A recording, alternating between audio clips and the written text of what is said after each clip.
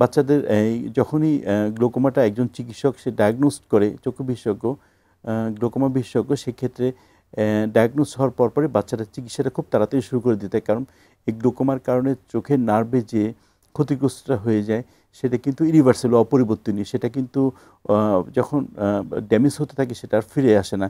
এখন আমাদের চিকিৎসার মেইন অংশ হচ্ছে চিকিৎসাটা করলে যাতে ফার্দার যে ড্যামেজটা যাতে না হয়, চোখের দৃষ্টিশক্তিটাকে যাতে সুরক্ষা করা যায়, সেটা আমাদের চিকিৎসাটা করতে হয়। এবং বাচ্চাদের চিকিৎসাটা আমরা সাধারণত চোখের ড্রপ এবং সার্জিক্যাল প্রসিডিউরের মাধ্যমে চিকিৎসা করে থাকি।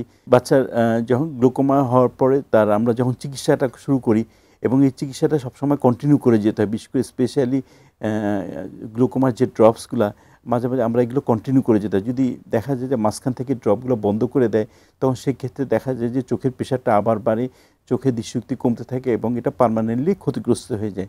এই জন্য সবসময় এই জিনিসটা চোখের ড্রপসগুলো কন্টিনিউ করে যেতে হয় এবং ডেফিনিট চিকিৎসায় চলে যেতে হয়। দ্যাট মিনস সার্জিক্যাল চিকিৎসাটা করে নিতে হয় খুব তাড়াতাড়ি, নাহলে বাচ্চাটা অন্ধ হয়ে যায়।